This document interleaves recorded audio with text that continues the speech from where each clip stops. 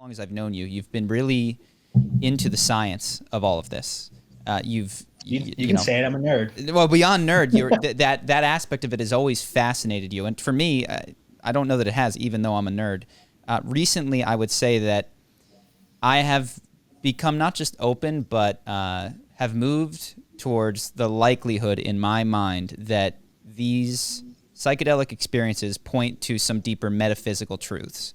That it is not just I am an evolved monkey whose brain is being distorted, which is a word that you use, but I don't know that that's the entirety of how you feel about it, but that it is perhaps even removing some of the distortions and taking me closer or into a deeper level of reality.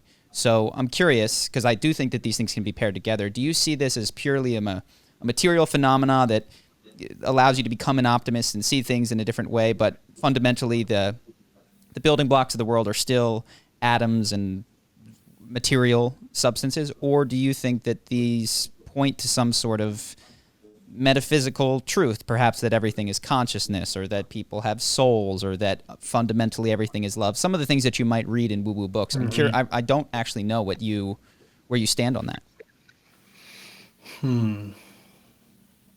So I definitely believe that psychedelics reveal truths, that they help us sort of see things from this fresh, pure perspective.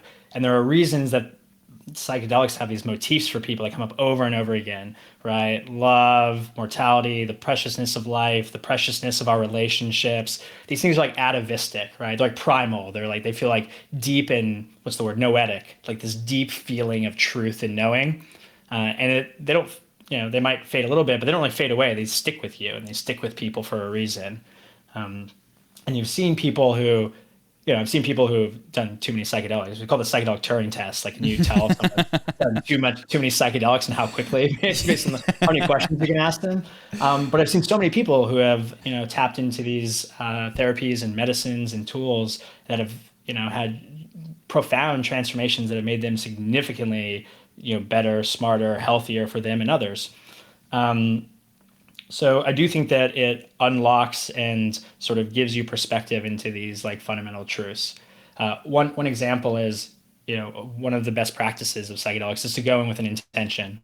You can write it out, you can think about it, but something to prime your subconscious that you want to explore or work on. Maybe somewhere where you want to get unstuck. That was a good word you used earlier, or something you're looking for insight into. But most of the time, the insights that come up are like totally different than your intention. Sure. And you go, oh, that was Always. what I thought I wanted to work on. That Yeah. was surface level. There's something way deeper here that I'm supposed to be working on. Hmm. Like I thought I wanted like some career insight. No, I need to like have good relationships with my colleagues. Like I'm on this journey to build something with other people, like my tribe. We're out there hunting or gathering or whatever. And I'm like worried about having some breakthrough in marketing or whatever. Like I should be worried about having these incredible, meaningful relationships with the people I'm actually building with. It's like an example of something that comes up for me sometimes related to a bunch of things, is the importance of my connections. So I do believe that on the sort of other end of the spectrum, I think you might be like alluding to what some people call like transpersonal psychology. Sure. This idea that maybe there's a lot of different sort of viewpoints on transpersonal psychology, but say one school of thought is like our minds are receivers for some sort of reality. And there might be some underlying field, just like the Higgs boson field or other subatomic particles or quantum mechanics, things that we know about today that if you told people about 100 years ago, they would say, you're nuts if you believe that, right? And maybe when you take a psychedelic, it changes how we receive, different, real physical or quantum forces in the universe. And maybe one of those is consciousness. And so we're like literally tuning in to a different frequency of consciousness or vibrations or frequencies or something that sounds really woo-woo, but sort of, like we said, quantum mechanics, right? I don't, I'm open to it. I have definitely seen things on psychedelic experiences that are hard to explain. I think if you've had deep psychedelic experiences, you have perceived energy in a different way. I don't mean like maybe some people I think might say frequencies or vibrations, but you can just see energy like vibrate off of people or like resonate. So if you're in a group, for instance, I've had this experience personally where I've been in a group and maybe somebody does something that off in the distance that a group doesn't like, you can almost like see the ripple effects of people reacting to somebody else in this way that feels like very deep and intuitive. And so you do feel like you've sort of opened the doors of perception. It's Aldous Huxley's book, The Doors of Perception, and you can just perceive so much more. I'm not quite ready to believe that we're like stepping into a spirit world in like a shamanic way, or that our brains are like receivers for consciousness. But man, there's so much about the universe that we don't know. We're like infinitely big, right? We have like 30 trillion cells, 40 trillion bacteria, 300 trillion viruses in us, subatomic particles. We keep discovering more and more. And we're also infinitely small, right? There are like, 100 billion stars in our galaxy, and like 100 billion galaxies. We keep finding that there are more and more habitable planets out there. And who knows, maybe there's also an endless amount of, simulations or multiverses. So the idea that there's something more that you're tapping into, I'm open to it, but not quite ready to believe. Yeah, and it sounds like you're still coming from it more from a scientific perspective, in the sense that it's similar to quantum physics. It's an energy field that maybe we can't perceive because of the frequency, and then our eyes change because we've taken the substance, versus other people I've heard of.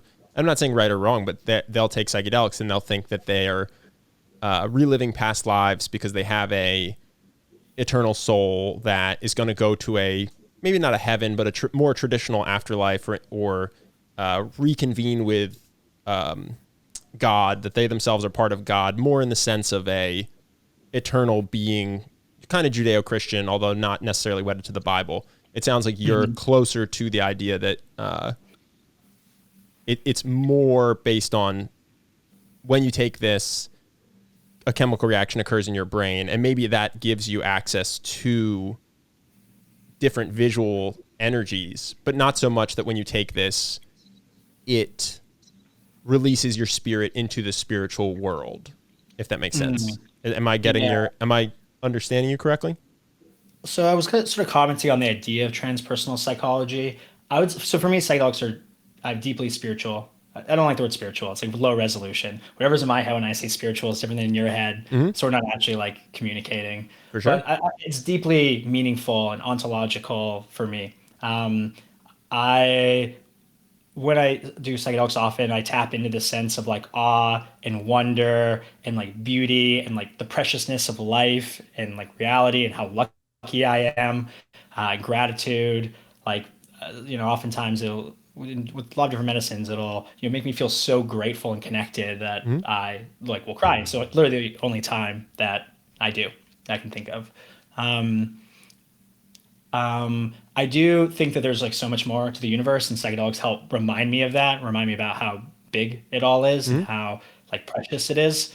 But I think that it would be like hubris for me to say like what those things are, because there's like no evidence. Sure. So past lives are an example. So some people might have that experience. For me, without seeing any evidence, it's hard for me to buy that. I more just sit there feeling almost like a dumb ape at how big and wonderful and mysterious the universe is, and how lucky I am to get to experience it, but also a little bittersweet and how tragic it is that I'll never really understand it. Hope that you guys enjoyed that clip. If you want to see more like this and have us do more podcasts, we are 100% funded by our generous patrons. And if you'd like to contribute, there's a link in the description, and we'll have one pop up on the screen right here so that we can do more podcasts where we have fun conversations and hopefully some deep ones like this. Either way, hope that you enjoyed the video, and I will see you in the next one.